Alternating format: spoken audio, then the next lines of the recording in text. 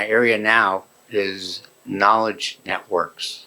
It's something that I worked on here in India, 2005 to 2009, with the UN country team, and we basically realized, one of the things I realized was that people who have the same job like helping each other out.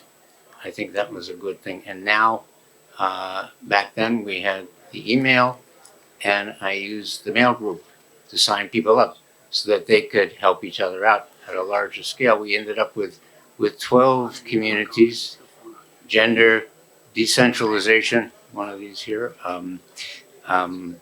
health and education, and several. And each had 3,000 disaster management. This is my partner here who was involved in that.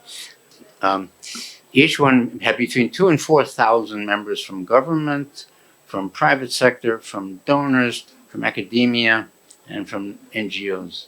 And they all shared perspectives, and they all helped each other out because they had the same objective. They all wanted to get something done in India, and that's how it worked. So knowledge sharing is a special kind of a network, right? It's about finding out what you know. So it's not information. Information sharing is, you can Google that, all right? I have 40 years of knowledge about the UN. I don't have 40 years of information about the UN. I don't know if I could tell you much about it these days, but networking, knowledge networking is not information. It's not opinion sharing. Opinion sharing is different too. We have Twitter for that. We have other places to go for opinions. But knowledge sharing, for knowledge sharing, you need to know the knower, whose knowledge it is. You have to build a personal connection. You have to build trust to understand that if you don't value them, you're not going to value their knowledge. So it's really about connecting, getting people who know something, and to find out who can help you with their knowledge and who you can help with your knowledge. So it's how you get something done. A lot of it is not just what it is, but how you do it. And I think Dr. Dalwal did a lot on process. This is how you get something done. It's very valuable, but it's very context specific. What you get something done in India is not the same as what you get something done in America, for example. All right, the products are the same. You want your social presence, but ultimately you go about it differently. So what I wanted to do here is just a small demonstration of how this works. And I think we're going to talk about what knowledge is.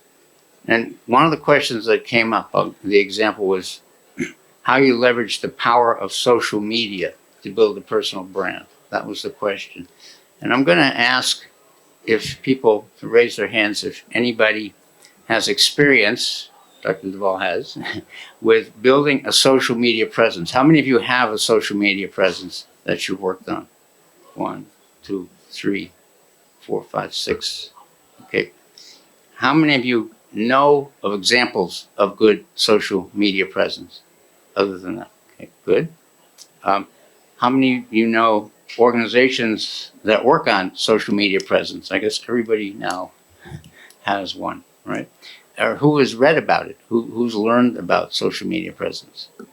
Okay, so there you have people that know something about it. They've either done it, they know who's done it, they know organizations that they can rely on, they know about things they've read. And this is what to share. So if you need to build a social media presence, maybe you could remember who raised their hands, you know who you can contact. And that's the idea. This is getting people together. In my last session, we had the international people and national people mixed. And we put them in round tables. We had 10 of them together. And we just said, let's talk about how you can build international collaboration. And they got to know each other.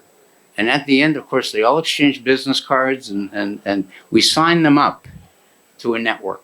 And that's what we want to do for this as well, for this conference, to put everybody here has the same job. Everybody here would like to hear how you've done something. If you have a challenge, somebody in these 28 states and 6 territories has probably faced that challenge. And what you would want to do is get in touch with them and find out how they did it.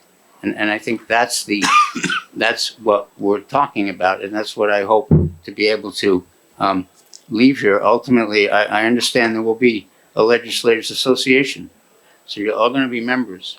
And part of that association should be this model, knowledge sharing, how you can help each other out, build connections, improve your impact, but not only improving its individual impact, because now you're a group. You get to know each other. You can build an influence. As a group, you can strengthen your influence and have more. We heard a lot about the speeches just earlier. The parliamentarians need to improve their influence. The executive is getting too powerful. That was what the person said. And this is a way to do that. This is a way to get together and address this. We heard before the last session I was in about MLAs. First-time MLAs don't really have the power. And so there is something now. Some of them do, and you were in that last one, and the lady from Tamil Nadu said, "This is how I managed it." And then you went over and asked her, "Okay, give me your name. Let's talk. How can I do that?" That's what this is about, and we're going to facilitate that. We'll make that something that can happen for India, for the legislators here. So that's really that's what Peer Connect does. And I didn't have I could have shown the slide, but we have a booth at the exhibition. It's real simple, peerconnect.solutions. It's just the page now, the promotional page. Afterwards, we would get together and set this up, hopefully working with MIT School of Governance. And you might be hearing from us if we get your emails. I hope we'll have something that went around with emails, and we'll be in touch.